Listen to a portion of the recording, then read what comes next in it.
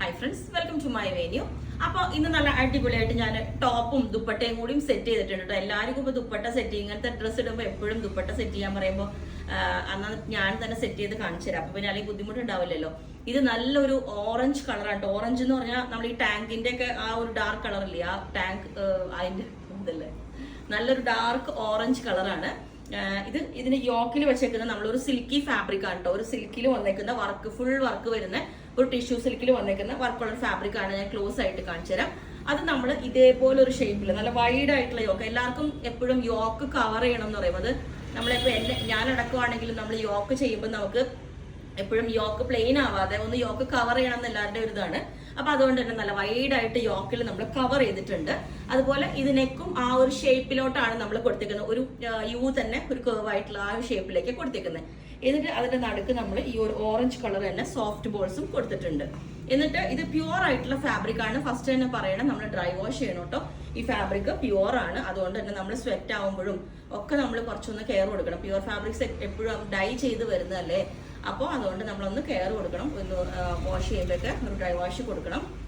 അപ്പോൾ ഇതിന് ഞാനിപ്പോൾ സെയിം ടോൺ തന്നെ ദുപ്പട്ടയാണ് യൂസ് ചെയ്തേക്കുന്നത്. പക്ഷെ പ്യുവർ ദുപ്പട്ട നമുക്ക് ആവശ്യമില്ല. സെയിം നമ്മൾ തന്നെ ഇതിന്റെ ഒരു നോർമൽ, അതായത് നല്ല ജോർജറ്റ് തന്നെ നമ്മൾ സെറ്റ് ചെയ്യാം കേട്ടോ. കാരണം പ്യുവർ ജോർജറ്റ് കൊടുത്ത കോസ്റ്റ് ഭയങ്കരമായിട്ട് കൂടും. അതുകൊണ്ടാണ് ഞാൻ പറഞ്ഞത് സെയിം തന്നെ ഇത് കട്ട് ചെയ്തിട്ട് നമ്മൾ കൊടുത്തേക്കുന്നത്. ഇനി നിങ്ങൾക്ക് വേണമെന്നുണ്ടെങ്കിൽ 4 സൈഡിലോട്ട് ദുപ്പട്ടയുടെ ഒരു ബോർഡറോ ഒക്കെ ആയിട്ട് വേണമെങ്കിൽ കൊടുക്കാം. അതൊക്കെ ഒത്തിരി ടൈം എടുക്കും. അപ്പോൾ അതെനിക്ക് ചെയ്യാൻ പറ്റിയില്ല.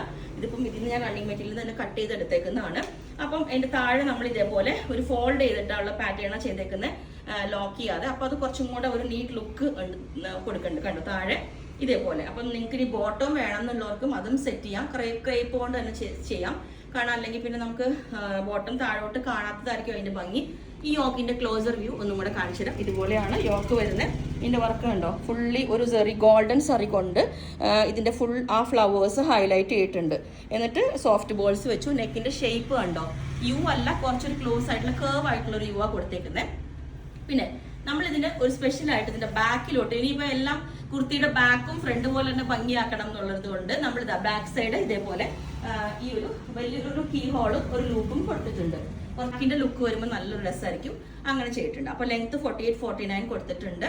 അപ്പം ഇതിന്റെ എല്ലാ സൈസും അവൈലബിൾ ആണ്. അപ്പൊ നിങ്ങൾക്ക് വേണമെന്നുണ്ടെങ്കിൽ താഴെ വാട്സ്ആപ്പ് നമ്പറിൽ കോൺടാക്ട് ചെയ്താൽ മതി. നമ്മൾ ബുക്ക് ചെയ്തിട്ട് എങ്ങനെയും ഒരു 25 വർക്കിംഗ് ഡേയ്സ് കഴിഞ്ഞിട്ടായിരിക്കും ഡെസ്പാച്ച് ചെയ്യുന്നത്. അപ്പൊ നിങ്ങൾക്ക് ഇതിന്റെ ദുപ്പട്ട വേണമെന്നുണ്ടെങ്കിൽ അത് നമ്മൾ നോർമൽ, അതായത് നോർമൽ ജോർജറ്റ് എന്ന് പറയുമ്പോൾ ഏറ്റവും ബെസ്റ്റ് ആയിട്ടുള്ള ജോർജറ്റ് തന്നെയാണ് കൊടുക്കുന്നത്. പ്യൂറിലേക്ക് ചെയ്യാണ്ടിരിക്കുന്നതായിരിക്കും ബെസ്റ്റ്. അപ്പൊ ഇങ്ങനെയായിരിക്കും. ഇനിയിപ്പോൾ ഡ്രൈ വാഷ് ചെയ്യാൻ ബുദ്ധിമുട്ടുള്ളവര് നമുക്ക് ഇത് ഈ ടോപ്പ് വേണമെങ്കിലും നോർമൽ ജോർജറ്റിലോട്ട് ചെയ്യാം. ഞാൻ പറഞ്ഞ ഡേയ്സ് നമുക്ക് എടുക്കുന്നതാണ്. ഓക്കെ, അപ്പോൾ നിങ്ങൾക്ക് വേണമെങ്കിൽ താഴെ വാട്സ്ആപ്പ് നമ്പറിൽ കോൺടാക്ട് ചെയ്താൽ മതി.